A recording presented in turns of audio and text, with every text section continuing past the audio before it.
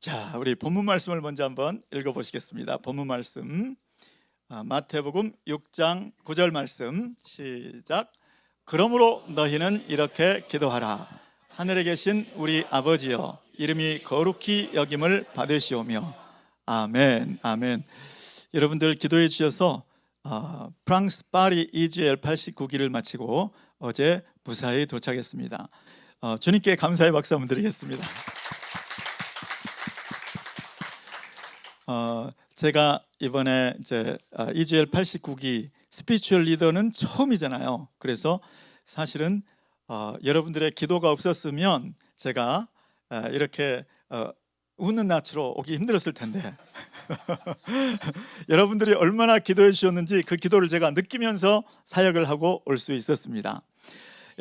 그 간증을 들어보니까 거기 이번에 캔디데이트 졸업생 중에 이분은 프랑스 분이에요. 그런데 아내가 한국 분이에요.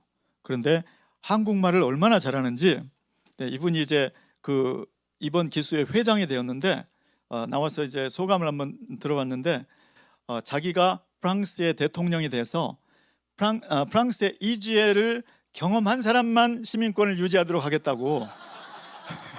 얼마나 이 EGL이 얼마나 은혜가 많았으면 그렇게 얘기했겠습니까? 거기에 모인 그 간증하신 분들이 다 자기는 사랑의 전달자가 되겠다, 이러한 마음, 나밖에 사실 열심을 놓치고 하나님의 사랑도 잊어버리고 그렇게 살다가 이번 EGL 89기를 통해서 이제 다른 사람들을 위해서 기도해주고 사랑하는 사랑의 전달자가, 사랑의 불꽃의 전달자가 되겠다고, 그런 간증은 여러분들의 기도에서 나온 줄 믿습니다. 다시 한번 은혜 주신 주님께 감사의 박수 드리겠습니다. 할렐루야. 네, 저는 오늘 읽은 본문을 가지고 이름이 거룩히 여김 받으소서라는 제목으로 말씀의 은혜를 나누고자 합니다.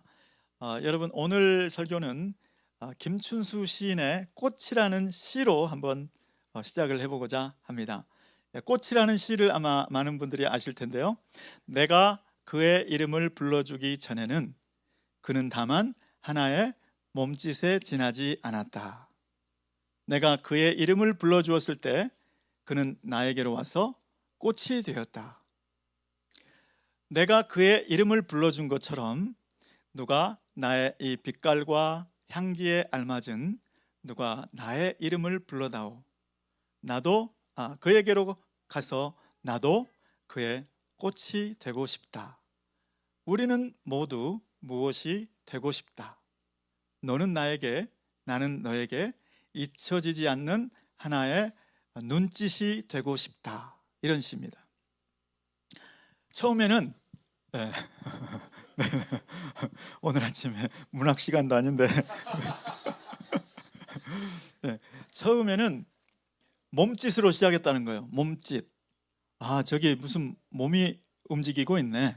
그런데 이름을 불러주었더니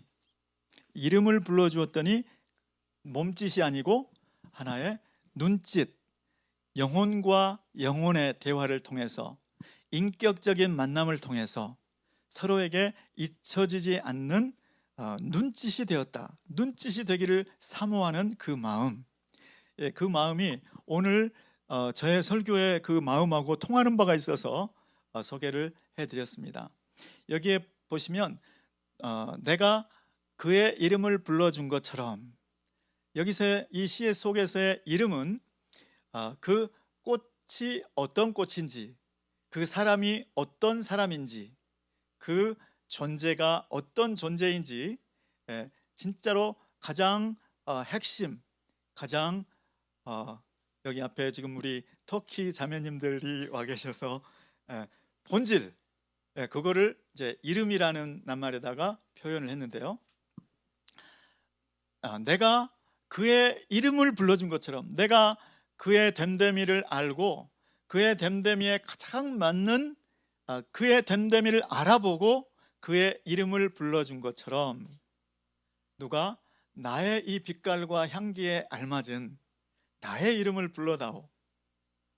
이런 내용이 저에게 어떻게 와닿았냐면 아, 내가 하나님이 어떤 하나님인 줄을 알고 하나님의 이름을 하나님이 어떤 분인지를 알고 거룩하게 불러준 것처럼 이 세상의 수많은 사람들, 이 세상의 수많은 사람들이 하나님이 어떤 하나님인지를 알고 그 하나님의 이름에 맞게 그 하나님의 이름을 거룩하게 불러주었으면 좋겠다.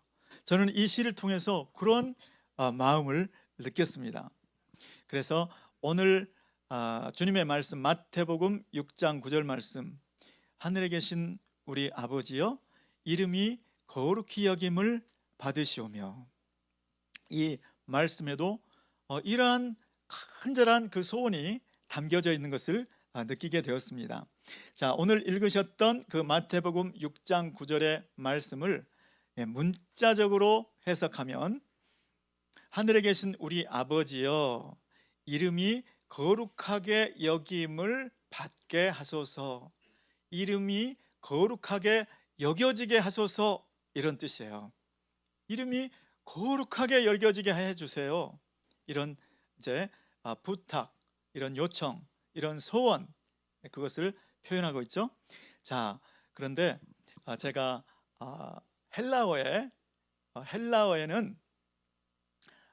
헬라어에서는 명령 형태를 만드는 게 두 종류가 있다고 말씀을 드렸습니다.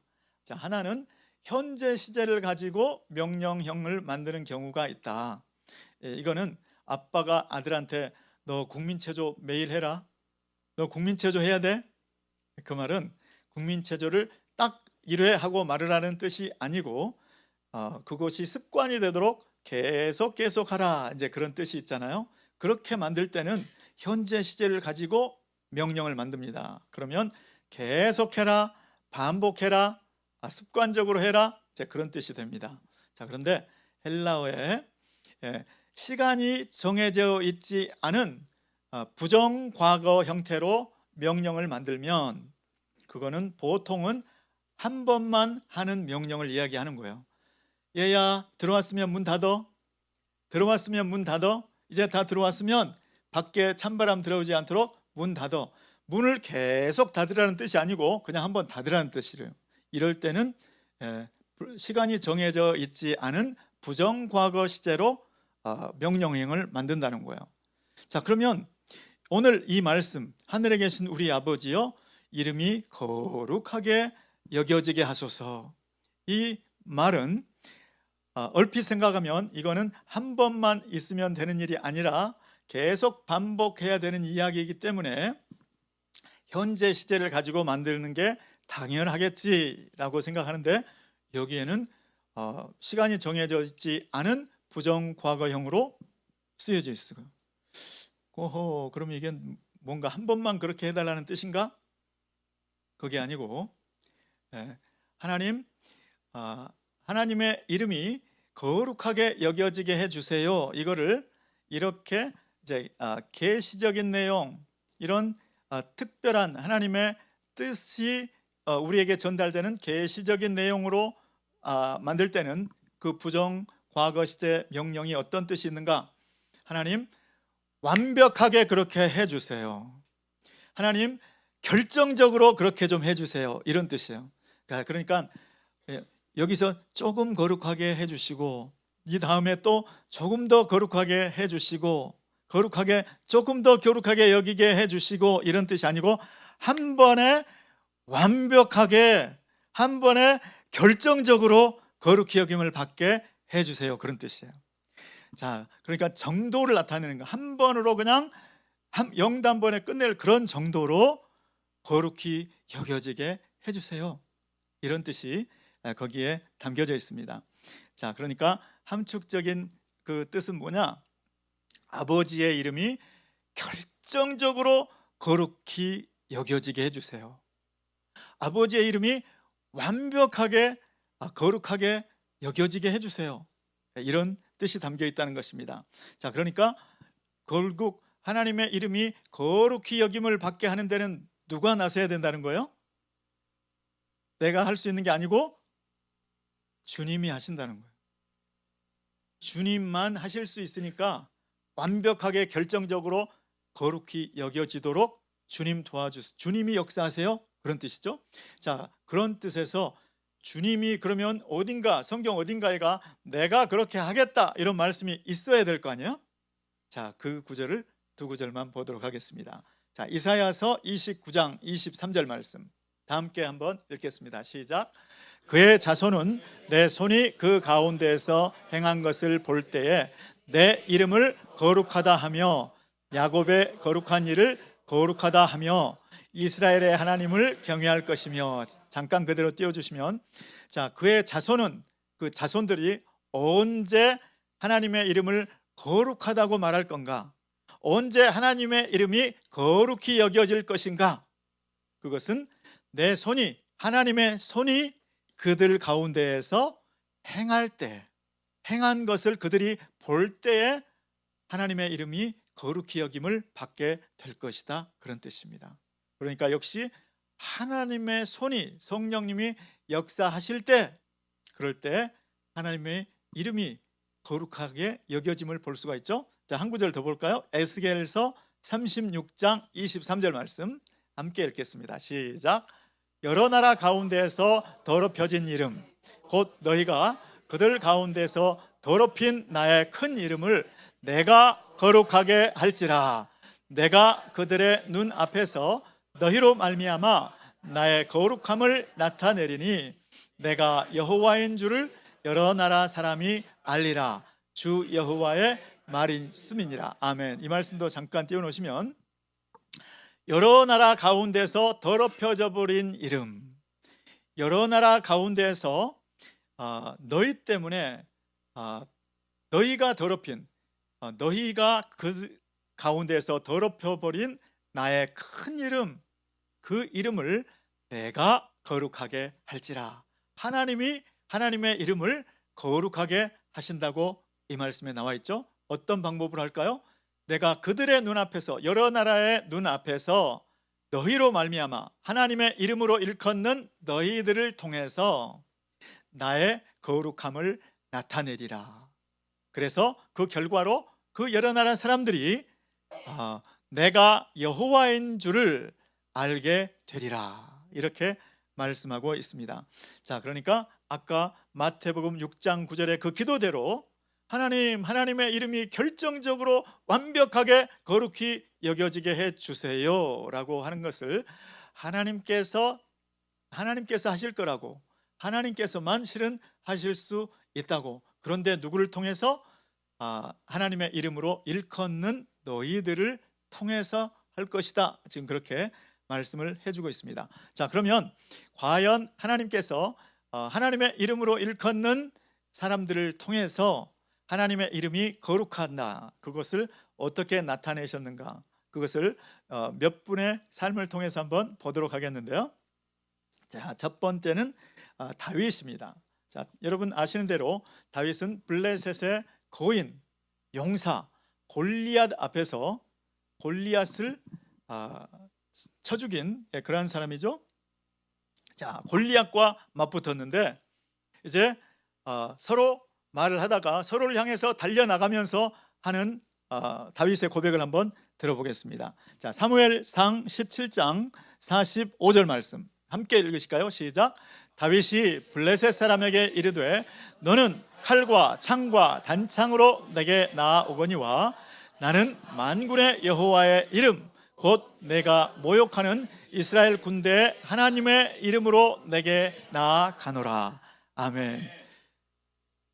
지금 골리앗 앞에서 소년 다윗이 조금도 기죽지 않고 마주 달려나가면서 하는 얘기가, 너는 칼과 창과 단창으로, 너는 무기로 내게 나오지만, 네가 의지하는 것은 무기이지만 나는 네가 모욕하는 이스라엘 군대의 하나님의 이름으로 내게 나아간다.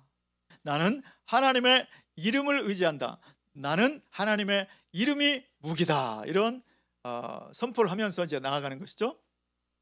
자, 이렇게 해서 여러분들이 아시는 대로 골리앗을 쳐 죽인 사건, 이것을 통해서 하나님의 하나님 되심이 드러난 거죠.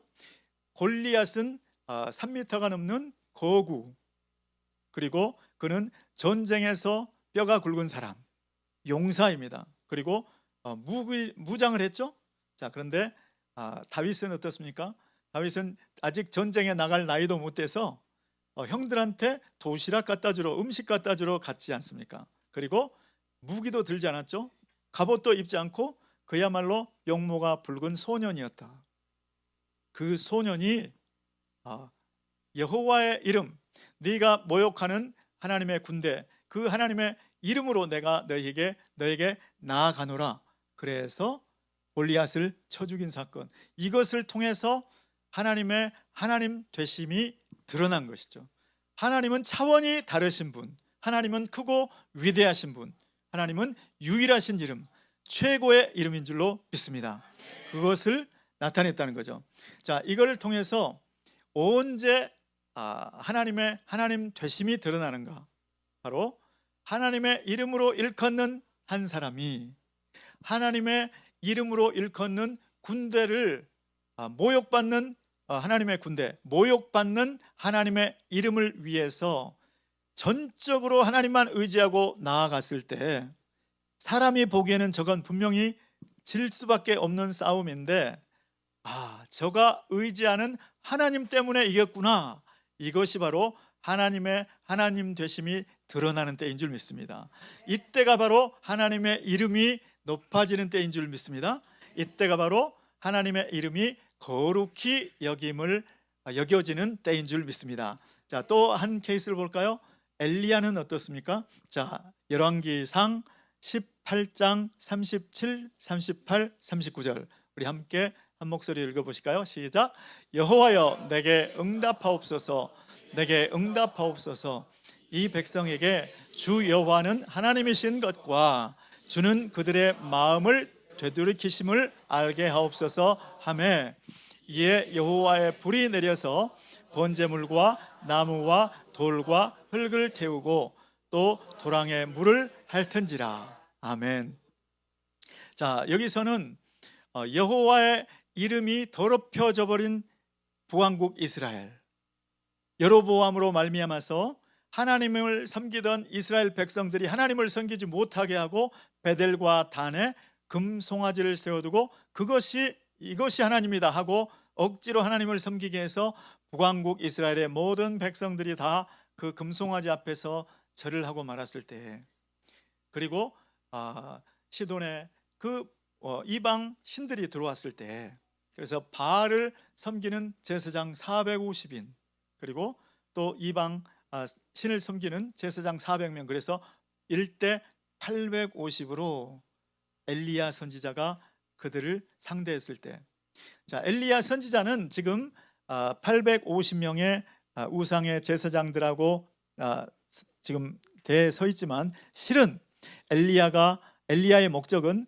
하나님으로부터 마음이 떠나버린 북왕국 이스라엘의 그 사람들의 마음을 주님 앞으로 다시 되돌이키려고 지금 이 일을 하고 있는 것이죠. 그런데 엘리야의 갈멜산 결투에서는 언제 하나님의 이름이 거룩히 여김을 받았을까요? 이걸 잘 보시면 여호와의 이름으로 일컫는 선지자 엘리야가 여호와의 이름을 더럽혀버린, 여호와의 이름이 이 세상 신들하고 다를 바 없는 것처럼 여겨버린 북왕국 이스라엘 하나님의 백성, 그럼에도 불구하고 하나님은 하나님의 백성이라고, 내 백성이라고 말씀하시죠. 그 백성들의 마음을 되돌이키기 위해서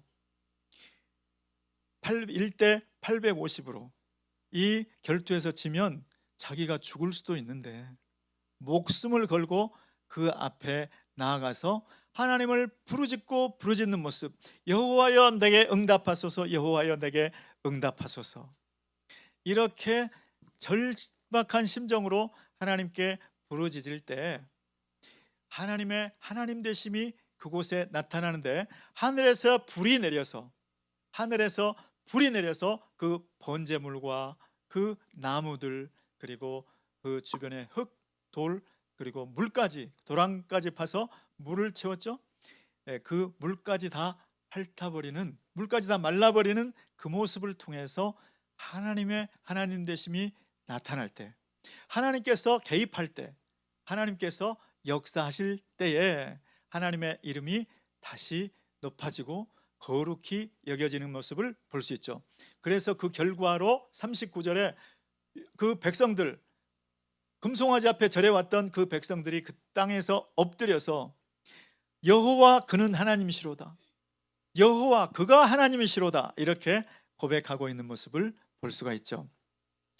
자, 이렇게 한 사람이, 여호와의 이름으로 일컫는 한 사람이 여호와의 이름을 망령 때 잃고 여호와의 이름을 더럽혀버린 수많은 백성들의 마음을 되돌이키기 위해서 목숨을 걸고 하나님께 부르짖을 때, 그때 하나님의 개입이, 하나님의 손의 역사, 불의 역사가 있어서 하나님의 하나님 되심이 드러날 때에 여호와 그가 하나님이시라고 하나님의 이름이 거룩히 여겨지는 것을 볼 수가 있죠. 또 사드락, 메삭, 아벳느고, 다니엘의 세 친구죠. 이들의 경우에는 어떻게 하나님의 하나님 되심이 드러났을까요? 자, 다니엘서 3장 17절과 18절 말씀을 우리 함께 읽겠습니다. 시작. 왕이여, 우리가 섬기는 하나님이 계시다면 우리를 맹렬히 타는 풀무불 가운데서 능히 건져내시겠고 왕의 손에서도 건져내시리이다. 그렇게 하지 아니하실지라도 왕이여, 우리가 왕의 신들을 섬기지도 아니하고 왕이 세우신 금신상에게 절하지도 아니할 줄을 아옵소서. 아멘. 그때 당시에 바벨론 제국의 황제의 말을 누가 거역하겠습니까? 거역하면 죽음인 거죠. 자, 그런데 바벨론 왕이, 느부갓네살 왕이 높이가 60규빗, 약 30m의 신상을, 금신상을 만들고 그것을 평지 위에 세워놓고 다 방백들을 모이게 해서 그 앞에 절을 시켰는데 이 다니엘의 세 친구가 절을 하지 않았다. 그래서 그것을 왕에게 보고했다. 그래서 왕이 아무리 귀하게 여기는 신하들이지만 이것이 사실이냐? 지금이라도 절해라. 그러면 살려주겠다. 그랬을 때 왕이요, 우리가 믿는 우리 하나님은 왕의 손에서 우리를 능히 건져내실 것입니다. 그렇지 않다고 해도, 우리가 서로 죽는다고 해도 우리는 절하지 않을 겁니다. 생각도 하지 마세요. 진짜 그랬을 때 왕이 노기 충천에서 풀무불을 평소보다 7배나 더 뜨겁게 해라. 그래 가지고 이 세 친구를 갖다 풀무불 속에 던졌죠. 그런데 그 풀무불 속에 던졌는데 왕이 가만히 보니 세 사람을 던졌는데 한 사람이 더 보였다. 저 사람은 누구냐? 신들의 형상과 같도다. 나중에 그 세 사람, 그 극렬한 풀무불에 던졌던 세 사람이 다시 나왔는데 머리도 그을리지 않았고 옷도 그슬리지 않았고 타는 냄새도 없고 흔적도 없이 그렇게 나온 모습을 보고 느부갓네살의 반응이 어땠을까요? 3장 28절, 다니엘서 3장 28절 말씀 한번 보겠습니다. 함께 읽죠. 시작. 느부갓네살이 말하여 이르되 사드락과 메삭과 아벳느고의 하나님을 찬송할지로다. 그가 그의 천사를 보내사 자기를 의뢰하고 그들의 몸을 바쳐 왕의 명령을 거역하고 그 하나님 밖에는 다른 신을 섬기지 아니하며 그에게 절하지 아니한 종들을 구원하셨도다. 아멘. 거기 잠깐 띄워놓으시면 느부갓네살이 뭐라고 그러죠? 사드락과 메삭과 아벳느고의 하나님을 찬송할지로다. 하나님의 이름을 인정하죠.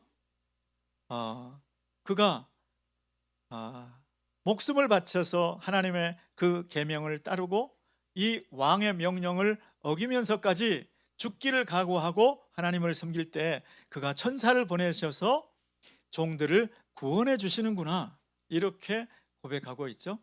자, 이 모습도 보면 사드락과 메삭과 아벳느고, 하나님의 이름으로 일컫는 그 하나님의 백성들, 그 세 사람이 하나님의 이름을 대적하는 제국의 왕, 제국의 그 세력을 등에 업고 하나님의 이름을 대적할 때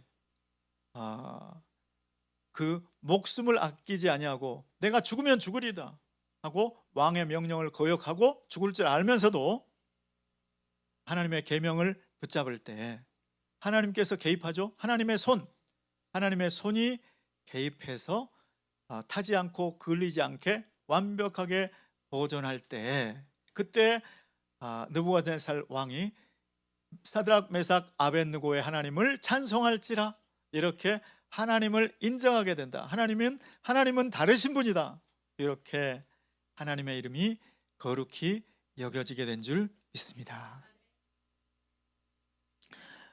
여러분, 이 세 가지 이야기를 종합해 보면 언제 하나님의 이름이 거룩하게 여겨지는가, 이거를 알 수가 있죠. 힌트를 얻을 수가 있죠. 언제인가 하나님의 이름으로 일컫는 사람들이 혼자나 아니면 여러 사람이 하나님의 이름을 대적하는 그 세력들을 대항해서 목숨을 던져서 죽을 줄을 알면서도 죽을 수도 있는데 전심으로 하나님의 계명을 붙잡을 때, 전심으로 하나님만 붙잡을 때 하나님께서 개입하셔서, 하나님께서 구원하셔서 하나님의 능력을 나타내실 때에, 그때 하나님은 다르시구나, 하나님은 거룩하시구나, 하나님은 유일하시구나, 하나님은 최고시구나, 하나님의 이름이 거룩히 여겨지게 되는 줄로 믿습니다. 그러니까 주기도문에 하늘에 계신 우리 아버지여, 이름이 거룩히, 하나님이여, 하나님의 이름이 완벽하게 결정적으로 거룩하게 여겨지게 하소서. 이 기도는 사실은 하나님께서 그 일을 하는데 반드시 하나님의 사람들을 쓰시지 않습니까? 그러니까 하나님, 저도 하나님의 이름이 거룩하게 여겨지기 위해서라면 저를 써주세요. 그 마음이 여기에 배어져 있다는 것이죠. 하나님이 가장 중요하게 여기시는 것을 주기도문에서 첫 번째로 구하게 하셨죠. 하나님은 우리를 창조하신 목적도 하나님께서 영광을 받으시기 위함인 줄로 믿습니다. 그 하나님은 하나님의 취할 영광을 다른 자에게 주지 아니하리라라고 말씀하셨고, 또 하나님의 백성들로 말미암아 백성들을 통해서 하나님의 능력을 나타내시고 하나님의 이름이 거룩하게 여겨지게 하시겠다라고 에스겔서에 말씀을 하셨습니다. 자, 이렇게 보면 하나님은 저와 여러분의 삶을 통해서 하나님의 개입을 나타내시고 하나님께서 영광 받으시겠다 하는 뜻인 줄 믿습니다. 자, 그러니까 하나님은 절대 희망이시죠. 맞습니까? 하나님은 절대 소망이십니다. 아멘. 그런데 그렇게 하기 위해서 어떤 상황으로 우리를 몰아가실 수도 있다? 절대 절망으로 몰아가실 수도 있다. 절대 절망. 이제는 끝이구나. 이제는 소망이 없구나. 그때까지 우리를 몰아가실 수 있다는 것이죠. 칠흑 같은 어둠 속에서 빛이 비친 줄 알듯이 진짜 하나님의 거룩함은, 하나님이 소망이라는 사실은 언제 나타나는가? 진짜 아무런 소망이 없어 보일 때. 하나님의 능력은 또 언제 나타나는가? 진짜 나는 무능하다고 생각했을 때, 나는 아무런 능력이 없다고 생각했을 그때에 하나님의 능력이 나타나는 줄 믿습니다. 자, 그래서 사도 바울은 나는 나의 약함을 오히려 자랑하겠다. 왜냐하면 하나님의 능력이 나의 연약한 가운데서 온전해지기 때문에. 아멘. 사드락과 메삭과 아벳느고는 만일에 그들이 국제 정세에 휘말리지 않았다면, 바벨론에 의해서 유다가 멸망하지 않았다면, 그래서 바벨론의 포로로만 끌려가지 않았다면, 그래서 유다에 그대로 있는 상태였다면 칭찬받고 존경받았을 거예요. 저렇게 하나님을 섬겨야지. 그런데 그만 국제 정세가 바벨론 제국이 침략해서 유다가 망해버린 바람에 거기에 포로로 끌려갔고, 포로된 그 상황에서는 하나님 뜻대로 섬긴다고 하는 것이 칭찬받을 일이 아니고 너희는 죽어야 돼, 이런 상황이 됐다는 것이죠. 여러분, 그런데도 사드락과 메삭과 아벳느고는 이 국제정세의 소용돌이 속에서 그들은 그냥 자기의 삶을 살아간 거예요. 자기 공직 생활, 거기에서 포로로 끌려갔는데도 불구하고 거기서 공직자가 됐죠. 그리고 그 공직자의 최선을 다하면서 신앙을 지켰던 사람들이죠. 그러니까 그냥 이 사람들은 대단한 무슨 일을 하려고 한 게 아니고 신앙생활을, 신앙의 중심을 지키려고 하던 사람들이었다는 것이죠. 또 엘리야 같은 경우는 종교적인 소용돌이에 휘말려서, 엘리야는 정말 하나님의 뜻대로 나는 살리라, 이렇게 하나님의 뜻대로 일관했던 사람인데, 그 북왕국 이스라엘의 종교적인 소용돌이, 여로보암이라는 사람이 나타나서 하나님을 섬기지 못하게 하고 우상을 섬기게 하고 이방 신상을 끌어들여서, 이때는 아합 왕, 그 유명한 아합 왕이 이방의 신들을 끌어들여 왔을 때 그 상황 속에 휘말린 거죠. 자, 제가 드리는 말씀은 하나님께서 우리들을 통해서 하나님의 거룩하심을 나타낼 텐데, 그것은 우리가 볼 때는 우리의 삶 속에서 이런 역사들이 일어난다는 것이죠. 자, 예를 들면 여러분들 이제 김양재 목사님을 많이 들어보셨을 거예요, 그죠? 김양재 목사님은 시집을 왔는데 인간관계가 어떻게 꼬여도 그렇게 꼬일 수가 있을까 싶을 정도로 어려운 인간관계 속에 있었다.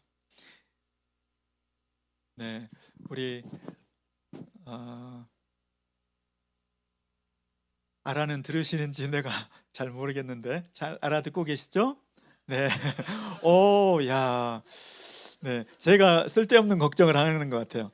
이걸 쉽게 해야 된다는 생각이 막 있었는데 그게 아니고 지금 다 알아듣고 계신 거예요. 너무 감사해요. 자, 그런데 시어머니는 시어머니대로 어쩜 이렇게 나를 힘들게 하는지. 자, 시어머니가 힘들게 하면 남편이라도 좀 내 마음을 알아주면 좋겠는데, 남편은 폭력적이죠. 김양재 목사님의 결혼 생활이 그랬어요. 폭력적이죠. 남편의 외도가 있었어요. 그러니 보통 사람 같으면 견뎌낼 수가 없는 상황이죠. 이거는 이혼의 조건이 다 찼죠. 그런데 그때 김양재 목사님이 하나님 앞에서 자기를 죽이고 묵묵히 하나님께서 자기에게 주신 그 길을 걸어갔다. 나는 지금 시어머니가 나를 괴롭히는 것만도 참을 수가 없는데, 그런데 남편도 나를 못되게 굴고 폭력적이고 외도까지 하는 그런 남편, 그럼에도 불구하고 하나님의 부르심을 생각하고 그 길을 묵묵히 갔더니 결국 어떻게 되었나요? 그 남편도 구원했죠. 그 아내의 그 모습을 보고 남편도 나중에 예수님을 영접하고 천국에 갔죠. 그리고 가족들을 구원하고, 김양재 목사님의 간증을 듣고 얼마나 많은 여성분들이 용기를 얻고 소망을 찾고 회복되었습니까? 얼마나 많은 대한민국의 가정들이 그대로 깨져버리지 않고 보호를 받았습니까? 우리 김양재 목사님 한 분이 예수 이름으로 일컫는 한 자녀가, 한 딸이 하나님의 부르심에, 하나님의 말씀에 순종하겠다고 죽음을 무릅쓰고 자기를 부인하고 나아갔을 때 하나님께서 개입하셔서 그 가정을 살리고 또 그 자신도 살았고 그 가족들을 구원하고 수많은 대한민국의 여성들의 삶이 무너지지 않도록 붙들어주고 가정이 무너지지 않도록 붙들어주는 그 역사를 이루신 줄로 믿습니다. 저와 여러분 가운데서도 여러분들 중에도 이제 어쩜 이렇게도 힘들 수가 있나, 이렇게 느끼시는 분들이 계실 수도 있어요. 어떻게 이렇게 문제가 겹쳐서 있을 수 있나? 남편은 남편대로, 시어머니는 시어머니대로, 어, 여기다가 시누이들도 더해줄 수 있잖아요. 저렇게 평범한 가정처럼 나는 저렇게 살 수 없을까? 왜 하나님은 나에게 이런 고난을 허락하셨을까? 이런 분들이 계실 수 있죠. 네, 그런 분들은 오늘 김양재 목사님을 통해서 역사하신 그 신실하신 하나님, 그 거룩하신 하나님을 바라보시기를 예수님으로 축원합니다. 또 어떤 분들은 건강의 문제로 이렇게 얽혀 있을 수가 있어요. 제가 오래전에 읽은 책이라서 제가 책 이름도 기억 안 나는데 조용기 목사님의 저서 가운데 그런 이야기가 나와요. 동남아에 있는 어떤 나라의 회교권이었던 것 같아요. 어떤 목사님이 전도를 하는데 사람들이 놀리는 거예요. 아니, 당신이 믿는 하나님이 그렇게 살아 계시다면 당신의 저 아들, 뇌성마비로 기억되는데 말도 못하는 저 아들 먼저 좀 고쳐달라고 해라. 왜 우리한테 전도하려고 그러니? 내 아들이나 좀 고쳐달라고 해. 이렇게 놀림을 받았습니다. 그런데 그분이 조영기 목사님의 책을 읽고 감동을 받아서 기도를 시작했다는 겁니다. 100일 기도. 그래서 하루가 지나고 이틀이 지나고 계속 아들을 가끔씩 살펴봐도 변화의 조짐이 하나도 없었다는 거예요. 그런데 마지막 100일째 되던 날 자기가 방 안에 있는데 아빠라는 소리가 들렸다고요. 아빠라고 나를 부를 애가 없는데 하고 쳐다봤더니 그 아들이 그 불치병이라고 생각했던 그 병에서 마비가 풀리고 아빠라고 자기를 부르고 있는 모습을 보았다고 합니다. 저는 이제 제 막내 아들이 이제 다운 신드롬이라 염색체 이상을 가지고 태어났어요. 처음에 미국에서는 이제 태어나는 모습을 옆에 다 보고해 주시더라고요. 한국도 지금 그런지 모르겠는데 그랬는데 아기가 쑥 나왔는데 손가락이 좀 이상했어요. 나중에 닥터들이 몇 분이 왔다 갔다 하더니 이제 다운 신드롬 염색체 이상이라고 그런 이야기를 해줬습니다. 그때는 잘 몰랐는데 이제 커가면서 성장이 많이 늦었고 지적인 발달도 늦고 신체 발달도 늦고 그래서 3살이 될 때까지 걷지를 못했어요. 그랬을 때 이 아들하고 내가 언제 같이 걸을 수 있을까? 그러면서 많은 평범한 애들을 보면서 그냥 평범하다는 것이 축복이구나. 너무 부러운 거예요. 그런데 저 아들이 3살이 되던 해 어느 날인가 갑자기 일어서서 걷기 시작했어요. 그때 저는 그날 집에 없었는데 제 아내 그다음에 아들, 딸, 그 아들, 딸이 저 막내를 보면서 전부 그 자리에서 눈물을 펑펑 쏟으면서 울었다고 합니다. 저도 그날 돌아와서 얼마나 기쁘던지요. 자, 그런데 이 아들이 저의 기도 제목이죠. 그래서 이제 하나님 이 아들을 고쳐주세요. 하나님 염색체 이상 그것은 하나님 앞에 무엇입니까? 염색체 이상이나 감기나 다를 것이 무엇입니까? 저는 주님의 능력을 믿습니다 하고 이제 이 아들을 위해서 기도하는데 주변에서는 가끔씩 그런 얘기를 하는 거예요. 그냥 그렇게 인정하고 사세요. 그냥 이렇게 해준 뜻이 있겠죠. 이런 얘기들을 들을 때마다 물론 저를 위해서 이제 해주는 이야기죠. 너무 마음이 낙심될까봐 하는 얘기죠. 그런데 하나님 앞에서 하나님, 그런데 제 마음은 하나님 변함이 없어요. 하나님, 이 아들이 다운 신드롬에서 염색체 이상이 고쳐졌다는 것을 저는 아직 듣지 못했는데 보지 못했는데 하나님 그 일을 이루어 주세요. 그리고 하나님께 영광이 돌려지게 해주세요. 그것이 저의 기도 제목이고 아직 저는 포기하지 않았습니다. 아직은 안 됐지만 저는 반드시 될 걸 믿고 저는 끝까지 기도할 거예요. 여러분 가운데서도 이제 질병과 오래 이게 싸우고 계신 분들이 계실 수 있어요. 자, 그러면 하나님께서 이거는 안 들어주시나? 이렇게 생각할 수도 있어요. 낙심할 수도 있어요. 자, 그런데 아까 어떤 목사님 이야기 들으셨죠? 사람이 할 수 없는 일이 일어난 거예요. 그래서 저는 하나님의 이름을 의지할 때, 하나님의 이름만 의지하고 전적으로 주님을 의지할 때 하나님께서 개입하신다는 것을 믿습니다. 그래서 하나님의 하나님 되심을 누가 증거하느냐? 하나님만 증거하실 수가 있습니다. 하나님이 어떤 분이신지, 어떤 능력을 가지고 계신 분인지, 죽은 자도 일으키시고 안진뱅이도 일으키시고 소경도 눈뜨게 하시고 귀머거리도 듣게 하시고 벙어리도 말하게 하시는 분이 주님이신 줄 믿습니다.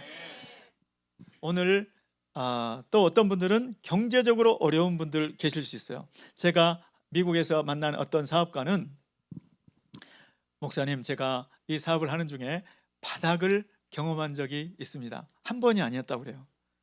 진짜로 나는 망했구나, 이제 끝이구나, 이렇게 낙담되던 그런 시기가 있었다고 합니다.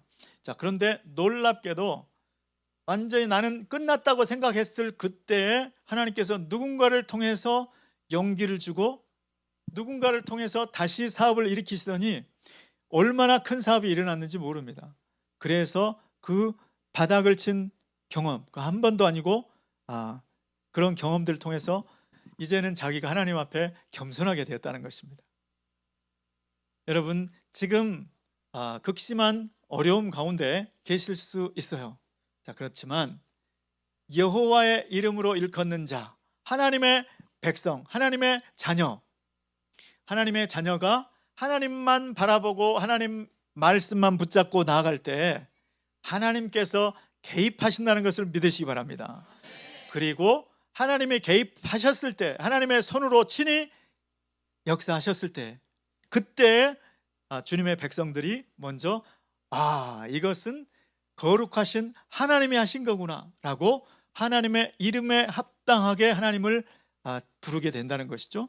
그리고 그것을 보고 가족들, 친척들, 그리고 이웃들이 열방이 보고 이렇게 하나님은 이런 분이시구나 라고 인정할 때, 그때가 바로 하나님의 이름이 거룩히 여김을 받는 때인 줄 믿습니다. 하나님께서는 오늘 저와 여러분에게 내가 너희들을 창조한 목적이 바로 너희들을 통해서 나의 영광을 나타내게 하려는 것이다 라고 말씀하시고, 또 그 영광을 나타내게 하기 위해서 우리가 보기에는 전혀 영광하고는 상관이 없는 것 같은 환경으로 우리를 인도하실 수 있다는 것, 어쩜 이렇게 관계가 꼬일 수가 있는지, 어쩌면 이렇게 경제적으로 어려울 수 있는지, 어쩌면 이렇게 오래도록 질병과 싸우게 하시는지, 이러한 것들을 보면서 이것이 하나님께서 나를 멀리 하시는 것이 아니라 하나님께서 결국 죽기를 각오하고, 혹시 하나님이 나를 이 병에서 노연하지 않게 하신다 할지라도 나는 주님을 붙들리라, 그 믿음에서 조금도 양보가 없는 그 믿음을 위해서, 그런 믿음이라면 그것이 승리 아닐까요, 여러분? 스데반 같은 경우가 그런 경우죠. 모든 상황 속에서 다 하나님이 건져주시는 것은 아닙니다. 스데반 집사님처럼 돌에 맞아서 그냥 죽게 하실 수도 있다고. 그런데 스데반 집사님은 끝까지 믿음을 놓지 않았습니다. 하나님, 이 사람들을 불쌍히 여겨 주시옵소서, 저들의 죄를 저들에게 돌리지 마옵소서.